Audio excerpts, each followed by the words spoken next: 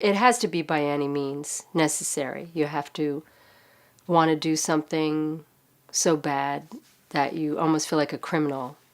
You have a criminal intent.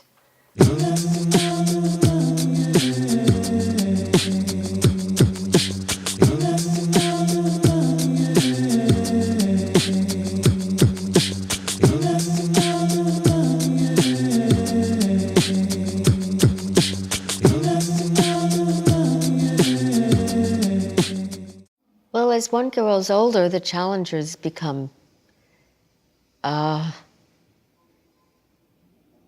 harder because you are expected to be better and you understand so many other things of what you aren't or what you are. You're not a kid anymore, and you have to acknowledge that. Times change and you have to change yourself. When you're young and you have unbridled enthusiasm, the failures don't, well, you're just discovering everything. You don't really feel it until later when you've done that, you've been there, somebody knows you so well. You can't do this. You're pushing yourself in different ways. It doesn't get easier. I still don't know how I do it. So I couldn't, and I still don't feel that we have found something. I'm still searching myself.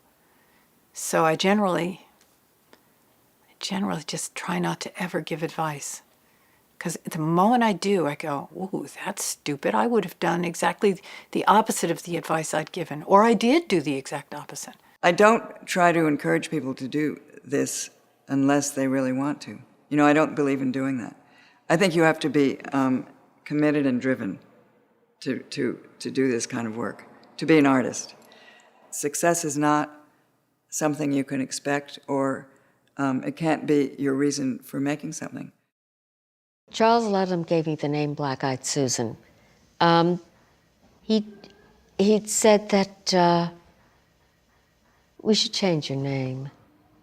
And I said, oh, I don't, okay, I just don't like the name Susan.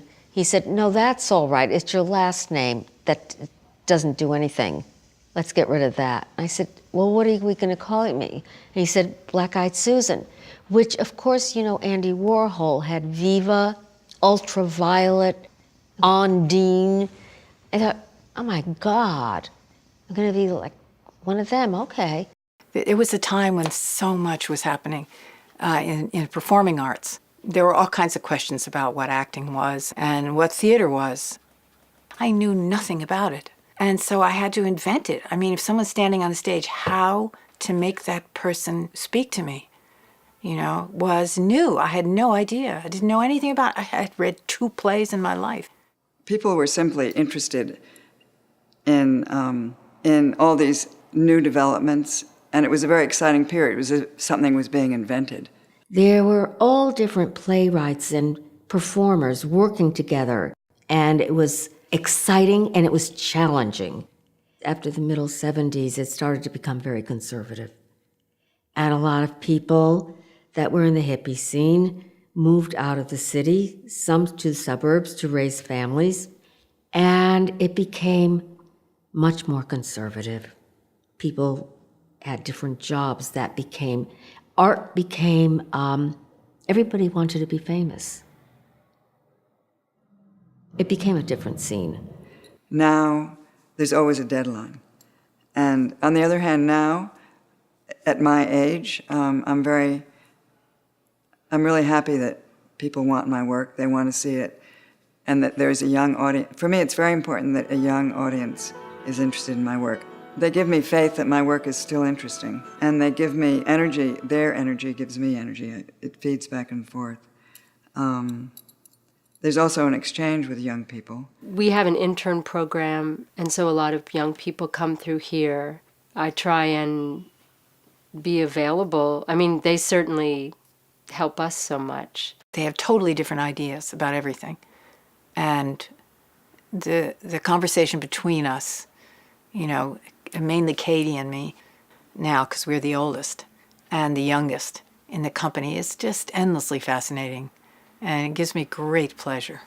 I communicate through my work. I'm a visual artist. And so it's very important that I keep working. And there are always ideas that I want to either go back to or continue. And then new ideas come up each time in the work. So that intrigues me that I'll begin a work and something will happen very interesting that will lead me to another place. I've thought of quitting and leaving and saying, I just can't do it anymore. It's too hard. To keep it together, to suffer the indignities and the humiliations. But it's definitive, and it's my life here. I'd like to learn to direct in a more conventional way, because I work from such a visual and oral place. I don't work from a kind of, the performer is one element in the piece. I couldn't do it without performers, but because I do everything, I'm not a very good director.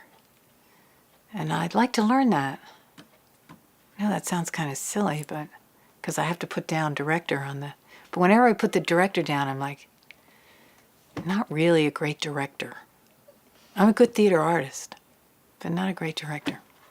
So maybe I could become a intern with a really great director.